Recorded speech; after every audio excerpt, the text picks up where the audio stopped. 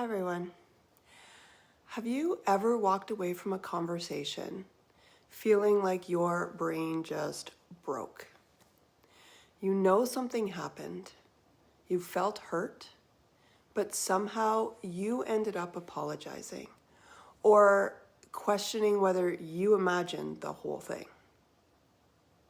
Maybe they said, "That never happened. You're too sensitive. Why are you making drama out of nothing?" Or maybe they didn't say anything at all. They just shut down, went silent, disappeared, or acted like you didn't exist. If that sounds familiar, you may not be dealing with miscommunication. You may be experiencing gaslighting. Hey everyone, I'm Christine Dalgety, registered psychotherapist and host of The Mental Playbook with Christine Dalgety. And we're breaking down what gaslighting actually is, why it's so psychologically destabilizing, and the subtle behaviors people don't realize that count as manipulation, including stonewalling and ghosting. If you've ever felt confused, dismissed, or like you're losing your sense of reality in a relationship, then this episode is for you. So, what is gaslighting? Gaslighting is a pattern of psychological manipulation that causes you to doubt your memory, perception, or emotional reality. It's not just lying. It's not just denial. It's rewriting reality in a way that makes you question yourself. So some examples are, that never happened. You're imagining things.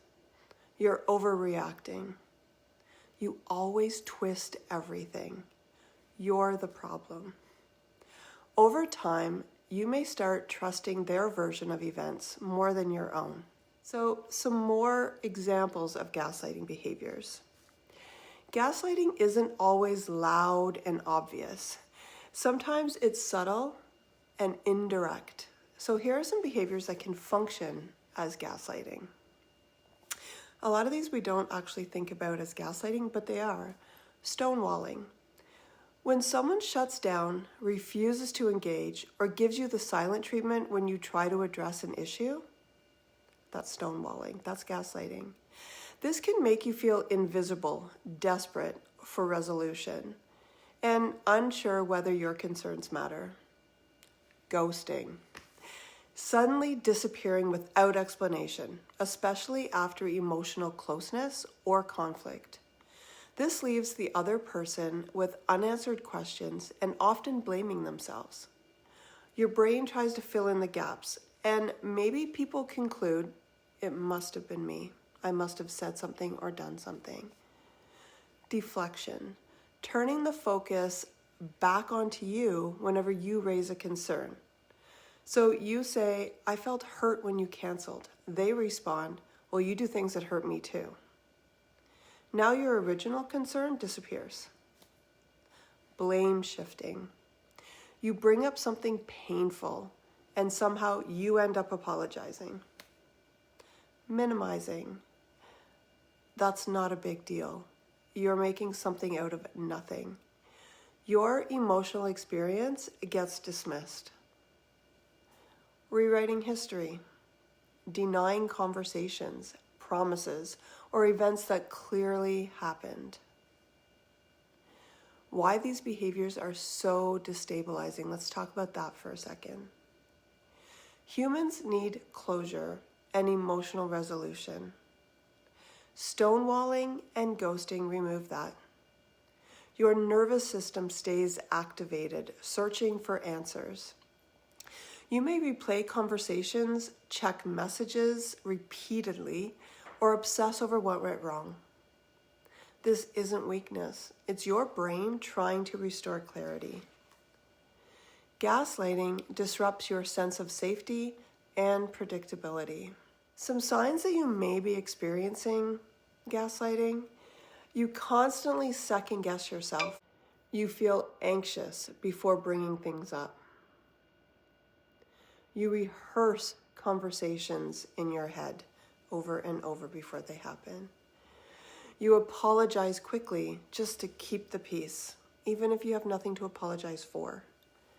You feel confused after interactions.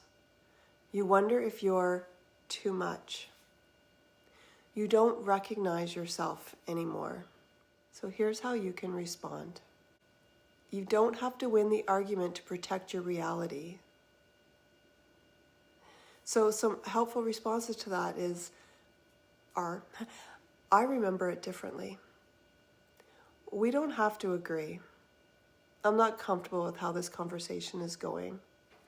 I'm going to step away. Most importantly, stop trying to make someone validate what they are invested in denying. Validation may need to come from safe people or from yourself. Healing means rebuilding trust in your own perceptions. Your feelings are data. Your memories matter. Healthy relationships do not require you to abandon your reality. All right, so if this resonated with you, you're not alone, and you are not imagining it. Awareness is the first step back to clarity.